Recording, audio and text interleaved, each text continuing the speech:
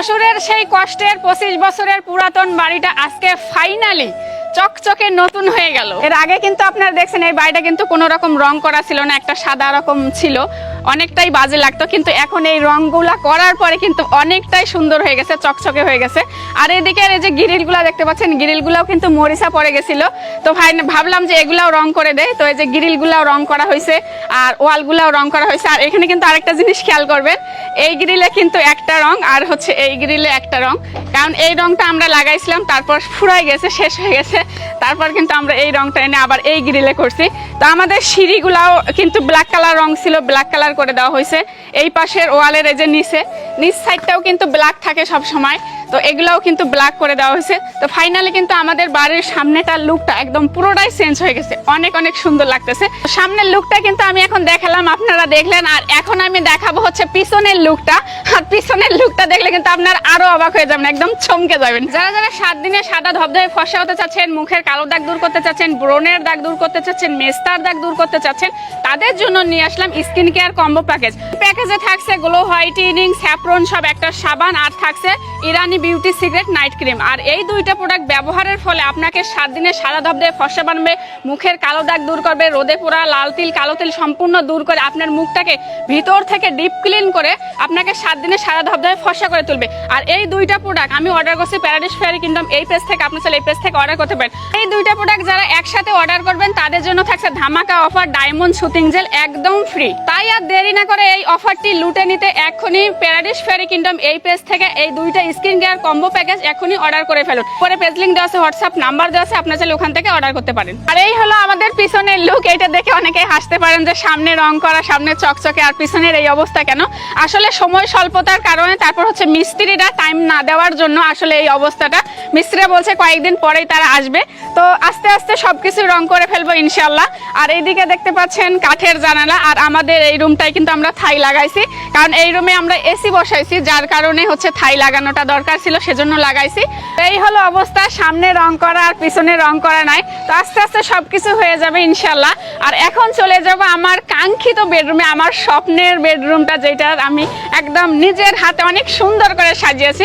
তো এখন মূলত আমার বেডরুমে চলে যাব। আর এদিকে বাসার ভেতরে ঢুকতে না একটা ঢুকতেই এই দেখতে পাচ্ছেন আমার শাশুড়ি নকশি কাঁথা নিয়ে ব্যস্ত, মানে সারাদিন তার কাজ, মানে সময় পাইলেই সেলাই করা। এই নাতি ছেলের দেবে, মেয়ের দেবে, ছেলের বউয়ের দেবে, মানে কাকে কি দেবে সেটা নিয়ে সারাদিন ব্যস্ত। আর আম্মুর হাতের কাজ তো সবাই জানেন অনেক অনেক সুন্দর, এগুলো সম্পূর্ণ হাতের কাজ, কোনো মেশিনের তৈরি না। আর এই হলো আমাদের বেডরুমটা। এখানে কিন্তু নতুন পর্দা লাগানো হয়েছে, দেখতে পাচ্ছেন অনেক সুন্দর লাগতেছে। আপনাদের ভাইয়া আর আমি পছন্দ করে করে কিনছি। আর এখন আমি ঢুকতেছি আমার সেই কাঙ্ক্ষিত বেডরুমে। তো আসেন, এই যে টানটানা, এটাই কিন্তু আমার হচ্ছে স্বপ্নের বেডরুম। বাইরে থেকে মনে হবে যে তো টিনের বাড়ি, একদম মানে একদম কি বলবো। আর ভিতরে ঢুকলেই মনে হবে একটা মনোরম পরিবেশ, একদম শহরের বাসা, ফ্ল্যাট ফ্ল্যাট একটা ফিলিং চলে আসে। তো এই যে এটাই হচ্ছে আমার সেই বেডরুম। তো এটাকে আমি আমার যতটুকু সাধ্য মনের মতো করে সাজিয়েছি। এই দেখতে পাচ্ছেন ওই জ্বালানায় কিন্তু পর্দাগুলো সবগুলাই নতুন। আর এদিকে দেখতে পাচ্ছেন সবগুলোই কিন্তু আমি এক কালার পর্দা লাগাইছি। আসলে এক কালার পর্দাগুলো আমার কাছে অনেক বেশি ভালো লাগে। আমাদের বাসাও যে পর্দাগুলো আছে সেগুলোও কিন্তু সবগুলো এক কালার পর্দা।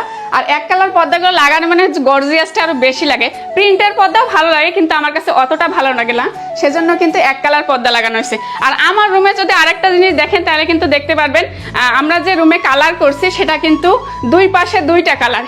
এইটা দেখতে পাচ্ছেন, এটা কিন্তু ইয়েলো কালার, আর এখানে দেখতে পাচ্ছেন এটা কিন্তু হচ্ছে পিঙ্ক কালার। হ্যাঁ, তো দুই পাশে দুইটা কালার দিয়ে অনেক সুন্দর লাগতেছে। আর এটা কিন্তু ওয়াটারপ্রুফ, লাক্সারি ওয়াটারপ্রুফ হচ্ছে রুমটা। এখানে যদি একটা কোনো ময়লা লাগে তাহলে আপনি পানি দিয়ে ধুয়ে ফেললে সেই মানে দাগটা চলে যাবে, এরকম একটা সুন্দর অনেক গ্লেজ দিচ্ছে রংটা। এই হচ্ছে আমার রুমের রংটা। আর আপনারা কিন্তু এর আগে দেখছেন এই যে সিলিংটা দেখছেন, সিলিং লাগানো হয়েছে।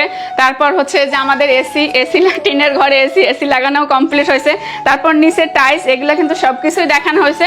আর নতুন আমাদের এই পুরাতন রুমটায় যে পুরাতন ফার্নিচারগুলো ছিল ওগুলা কিন্তু আমরা বের করে দিয়ে যে নতুন ফার্নিচার কিনছি, এগুলা কিন্তু আমি দেখাইছিলাম না। তো এই হচ্ছে আমার নতুন রুমের নতুন ফার্নিচার। এটা হচ্ছে 3 পাটের একটা আলমারি, মানে সব কিছু রাখার জন্য আমি এই আলমারিটা কিনছি।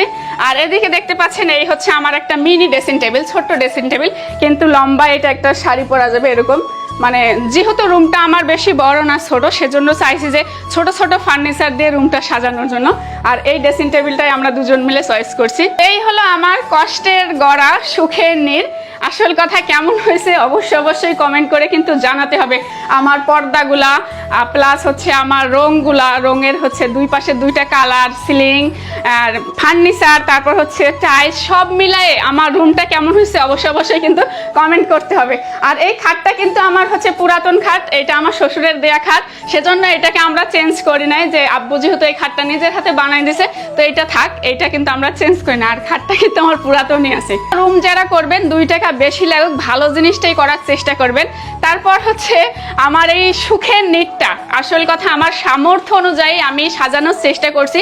তো আমার এই সুখের নীড়টা কেমন হয়েছে, সাজানোটা কেমন হয়েছে অবশ্যই কিন্তু কমেন্ট করে জানাবেন।